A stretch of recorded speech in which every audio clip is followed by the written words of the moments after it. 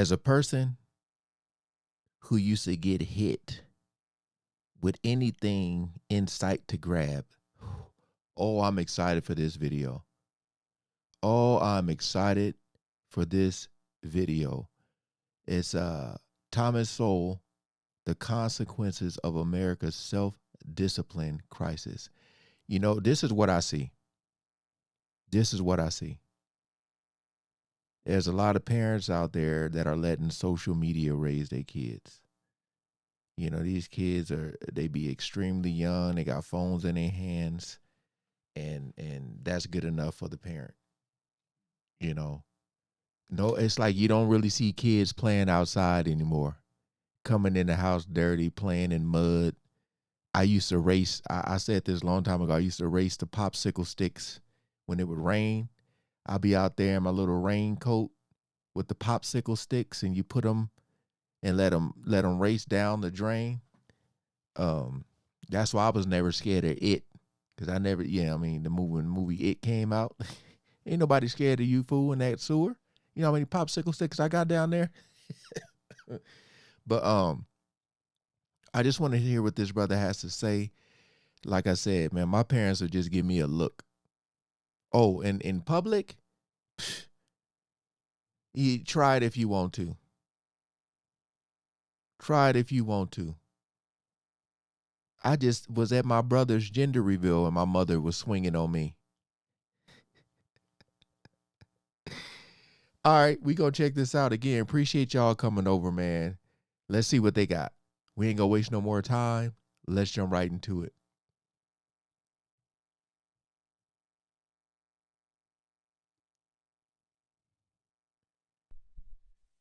Sometimes little things give you clues about big things. The other day, I was practicing tennis at a local playground with the aid of a machine that fires the ball over the net to me. A little boy, whose father was practicing on the court next to me, became fascinated with the machine.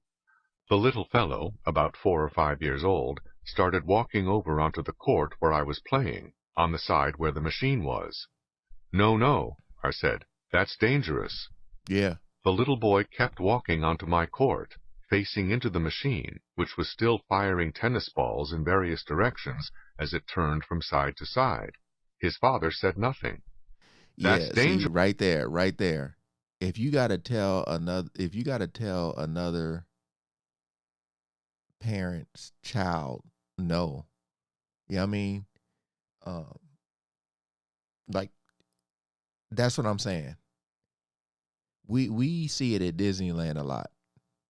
You be waiting in line and kids are always stepping on the back of my shoes or whatever, and you look and you see the parent kind of give you this look like, oh, he's just a child. And I'm like, okay, all right. You know what I mean? Some people just don't have no type of home training. That's what it comes down to. "Dangerous," I repeated, as I put down my tennis racket and started toward the other side of the net to turn off the machine. "Michael, why don't you come on back?" the father said. "I'm going to have to leave," I said to his father, "because this is dangerous." "No, we'll leave," the father said. "Come on, Michael."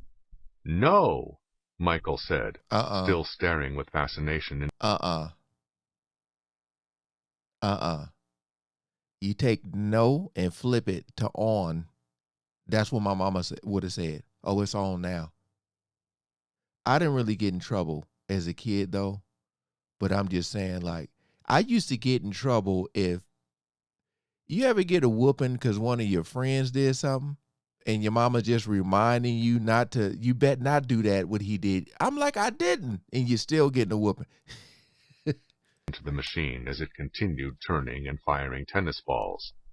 "Oh, Michael, come on," his father pleaded, but still without making a move to go get him.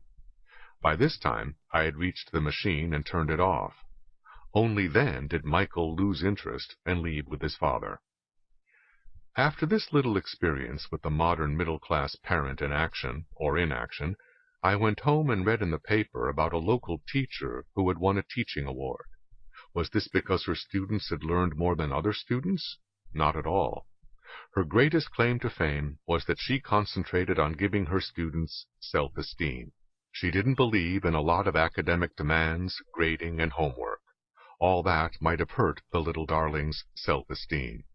For Wow. all I know, Michael may have been one of her students. Mm-mm-mm. Certainly he was far less likely to have his self-esteem hurt by his father than to have a couple of teeth knocked out by a tennis ball shot out of a machine. Right. If he got closer and was hit in the eye, he could have lost his sight in that eye. Exactly. On that evening's television news, one of the lead stories was about students at the University of Wisconsin. Hold on, I'm sorry. Brother, what kind of chips are you eating? Those things look plain as hell. It gotta be, is that some Pringles? I ain't never seen nobody eat Pringles out of the thing. I'm looking at the shape because boy, them things is light. Rushing onto a football field, breaking down the barriers and injuring several of their fellow students in the crush.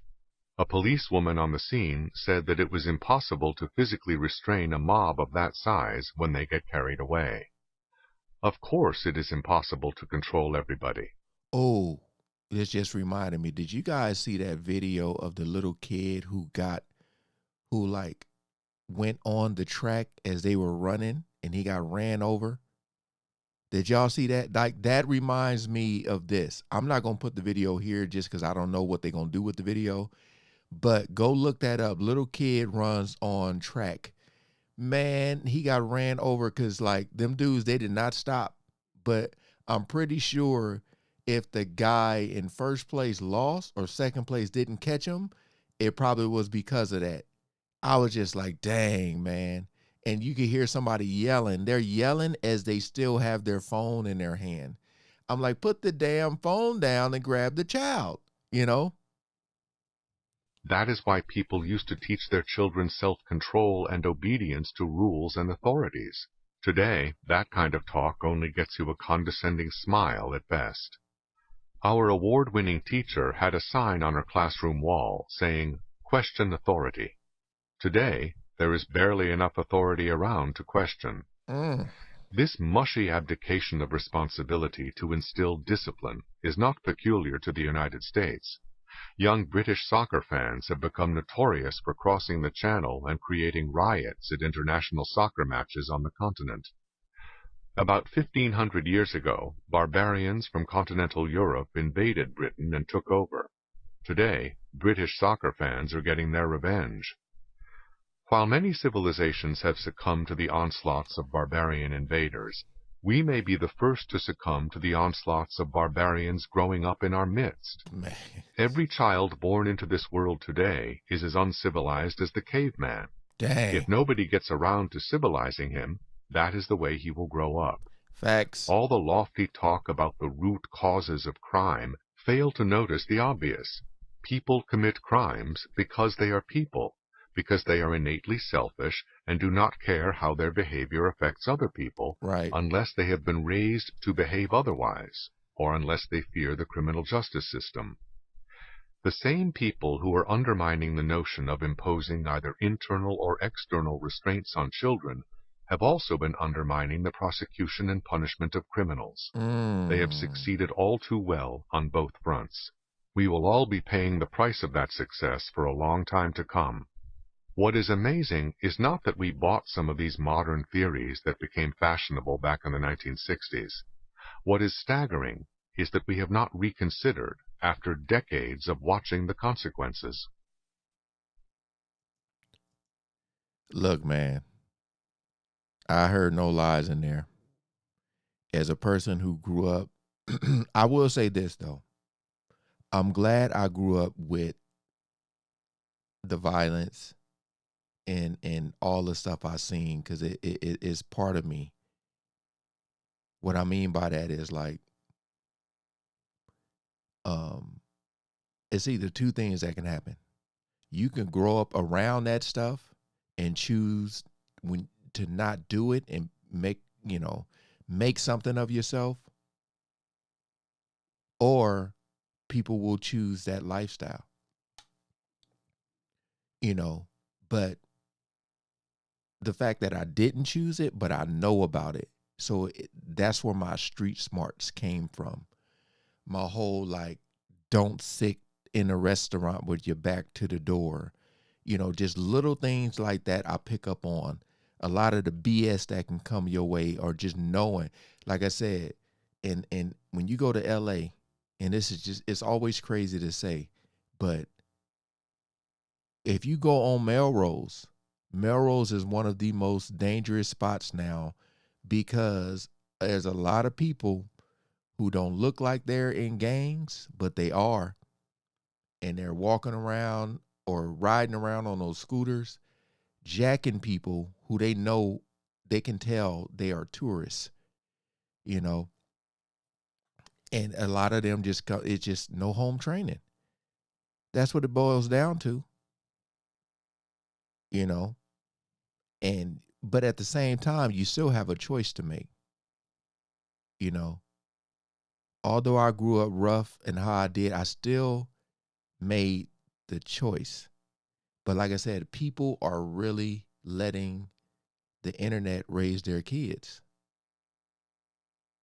Social media.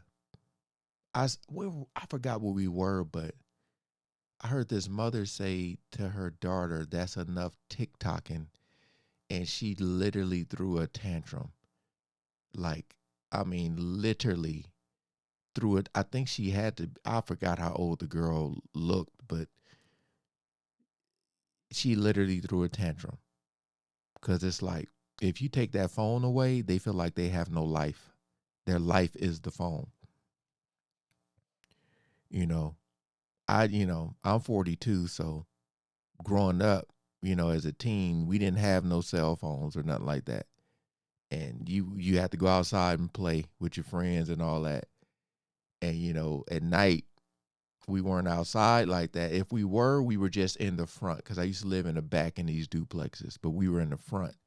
And every time we would see a car come by, like turn the corner, we would run to the back, because we didn't know if it was going to be a drive by or something like that. There's a lot of evil people in this world. You just don't know. But a lot of facts in this video. A lot. Again, appreciate you guys coming over and watching, man. Hope y'all enjoyed. And shout out to all the good humans, man. Stop letting the internet raise your kids. All right? Stop doing it. Peace out.